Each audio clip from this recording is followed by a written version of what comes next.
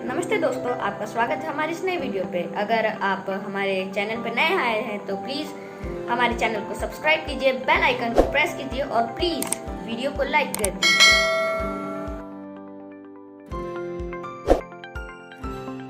किसी ने बड़े कमाल की बात कही है कि आवाज ऊंची हो तो कुछ लोग सुनते हैं, लेकिन अगर बात ऊंची हो तो बहुत सारे लोग सुनते हैं। हाय गाइस, मैं हूं आरजे कार्तिक। एक छोटी सी कहानी। ये कहानी एक लड़के की। 24 साल का लड़का जो सेठ के यहाँ पर नौकरी करता था। उसके माँ बाप इस दुनिया में नहीं थे। जिंदगी बड़ी परेशानी में चल रही थी।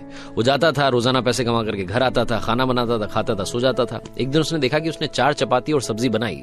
हाथ मुंह धोकर के वापस आया, तब तक 3 बची। दूसरे दिन भी यही हुआ। तीसरे दिन उसने ध्यान रखा और चूहे को पकड़ लिया। एक चूहा मोटा सा चपाती लेके जा रहा था। चूहे को पकड़ा तो चूहे ने कहा कि भैया मेरी किस्मत का क्यों खा रहे हो, मेरी चपाती तो मुझे ले जाने दो। तो लड़के ने कहा बेटा मेरे पास में ज्यादा पैसा नहीं, सिर्फ 4 मैंने बनाई है चपाती, उसमें से एक तुम ले जा रहे हो, मैं क्या करूंगा, मेरी जिंदगी ने मुझे बेहाल कर रखा है। तो चूहे ने कहा कि तुम्हारे सारे सवालों के जवाब तुम्हें एक इंसान दे सकता है।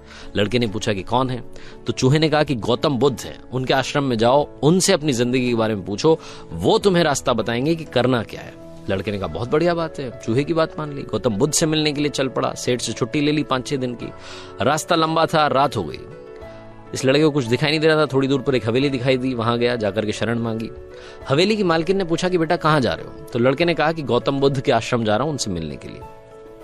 तो मालकिन ने कहा कि बहुत बढ़िया जगह जा रहे हो, गौतम बुद्ध से हमारे एक सवाल का जवाब लेकर के आना, अगर वो सवाल का जवाब दे दें। तो लड़के ने कहा जरूर, आपका सवाल पूछूंगा, बताइए। तो हवेली की मालकिन ने कहा कि बेटा मेरी 20 साल की बेटी है जो 20 सालों से एक शब्द नहीं बोली है, बोल नहीं सकती है। बस उनसे पूछ लेना कि ये बेटी कब बोलेगी। ये बोलते बोलते उनकी आंखों में आंसू आ गए।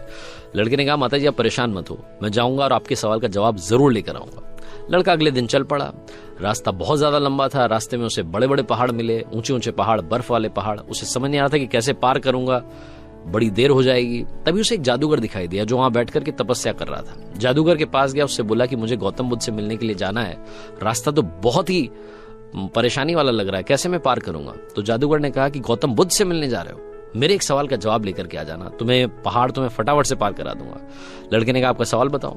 तो जादूगर ने कहा कि 1000 सालों से यहां पर इसी पहाड़ पर तपस्या कर रहा हूं स्वर्ग जाने के लिए, मुझे समझ नहीं आ रहा कि स्वर्ग कब जाऊंगा। तो लड़के ने कहा ठीक है, आपके सवाल का जवाब लेकर के आते हैं। जादूगर ने छड़ी घुमाई, लड़के को पहाड़ पार करा दिए। मैदानी इलाका आ गया।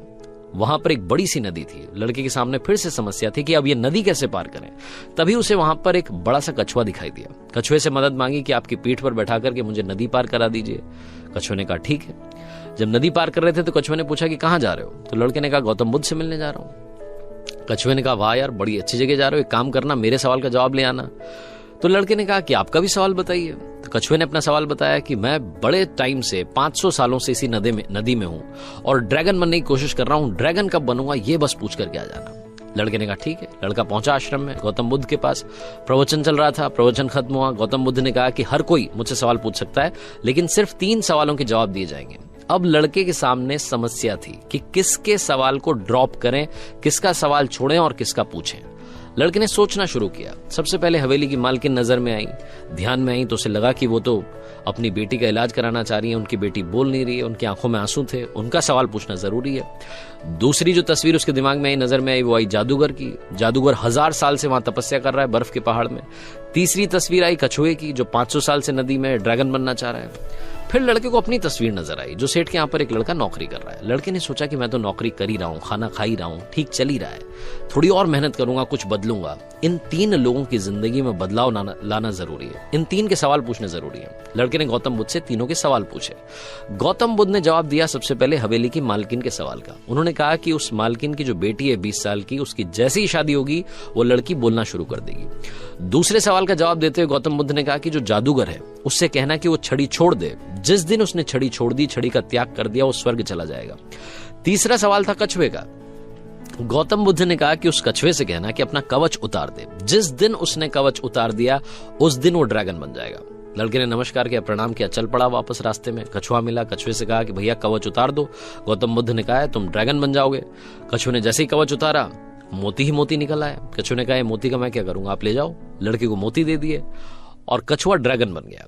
थोड़ा आगे चला तो जादूगर मिला। जादूगर को जाकर के कहा कि भैया आपको छड़ी छोड़नी पड़ेगी, तभी आप स्वर्ग जा पाओगे। जादूगर ने कहा ये लो छड़ी छोड़ दी, ये छड़ी तुम रख लो, मैं स्वर्ग चला जाऊंगा। जादूगर स्वर्ग चला गया और अब आई बारी तीसरे सवाल की। ये पहुंचा उस हवेली में जहां मालकिन ने सवाल भेजा था।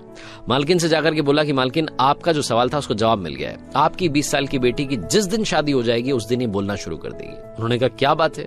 तो देर कैसी, मेरे सामने ही तो दूल्हा बैठा है, तुमसे बढ़िया लड़का कौन हो सकता है? लड़की को बुलाया गया, लड़के ने लड़की को देखा, लड़की ने लड़के को देखा, शादी करा दी गई। और जैसे ही शादी हुई, लड़की ने पहली बात बोली कि आप तो वही हो जो उस दिन रात में हमारे यहाँ आकर के रुके थे। लड़की ने बोलना शुरू कर दिया।